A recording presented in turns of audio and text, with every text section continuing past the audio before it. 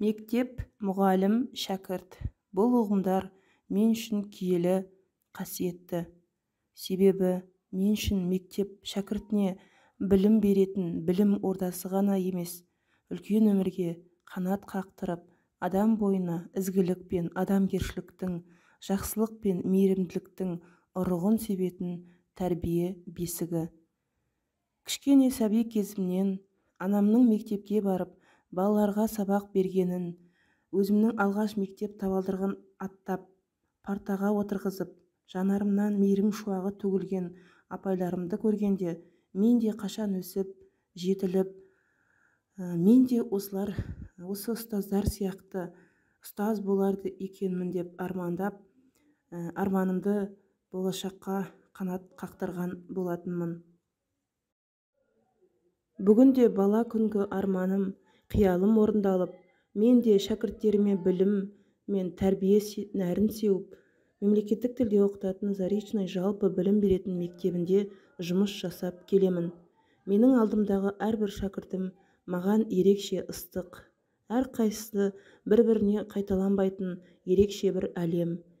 Мен алдымда отырған бүгінгі оқушыларымды ертеңгі бір мамандық иесі атанып, ел қорғаны болып, тәуелсіз Қазақстанымыздың көк байрағын желбіретіп, елімнің дамуына үлес қосар азамат болады деп сенемін. Ұрпақтың ұлықтылығы ұстаздың ұлағаттылығымен өлшенеді деген сөз дұрыс айтылған. Себебі білім сапасы мұғалімдердің қызметінің жаңашылдығына тікелей байланысты. Оны алаш ардақтысы Ахмет Байтұрсынұлы «Мұғалім қандай болса, мектеп те сондай болмақшы» деген сөзінен аңғаруға болады. Мұғалімге тек бір пәннің кәсіби шебер болуы жеткіліксіз. Дамыған өркениеттің соңғы жаңалықтарын игере отырып, озық мәдениетті тұлға болып ұмтылуы тиіс. Мен ұстаз болғанымды әрқашан мақтан етемін. Себебі ұстаз болу жай мамандық емес. Ұстаздық қызық та бейнеті көп мамандық. Осы орайда менің мақсатым тек білім қағидаларын меңгерту ғана емес, сонымен бірге өзін-өзін тануға, дамытуға ұмтылатын ақылды да алғыр, қабілетті, өз көзқарасын ашық айта алатын жас ұрпақты тәрбиелеу. Өмірдегі көп мамандықтардың ішінде жан-жақты біліктілікті, икемділікті, шеберлікті, ерекше шәкірт жанындылықты, мейірімділікті қажет ететін мамандықты ол бізде ұстаздық.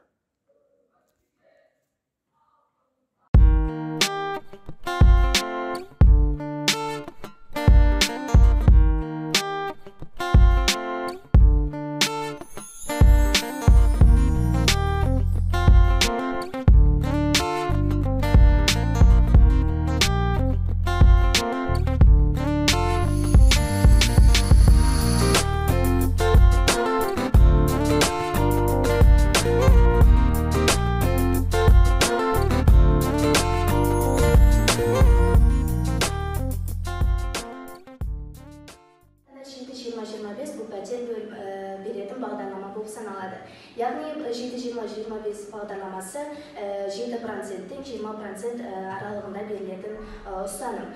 Бұны ең көп мерзім бұл 25 жылға дейін болып саналады.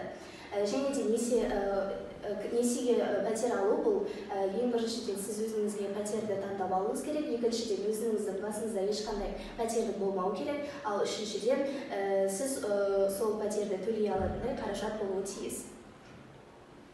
Және де қазіргі таңда Астана, Алматы, Ақтау, Атырау қалаларында ең қомақты сома бұл 25 миллион болса, ал 15 миллион бұл қалған өңірлерде болып табылады.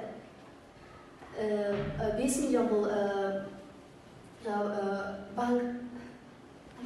қазіргі Северный ықшам ауданындағы практикалық жұмыстан алатын болса, негізгі сома 5835.200 теңге болса, ал қарыз мерзімі 300 ай болады.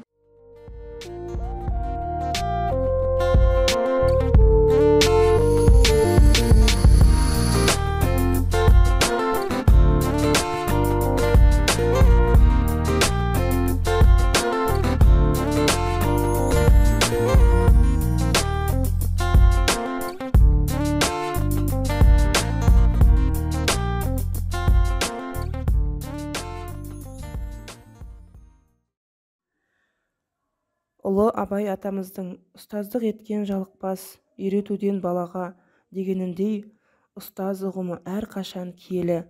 Мамандықтың сырын ашып, педагогикалық практикамды әрқашан жетілдіріп келемін. Мектеп тәжірибесінің барысында, сабақ беру барысында мен түрлі әдіс-тәсілдерді қолданып, оқушыларымның білім біліктіліктерін жан-жақты дамытуға тырысамын. Осы орайда менің осындай тәжірибелі ұстаз болып атануыма, жақсы мамандық иесі атанып қалыптасып келе жатқаныма мектеп ұжымының үлесі зор екенін атап өткім келеді.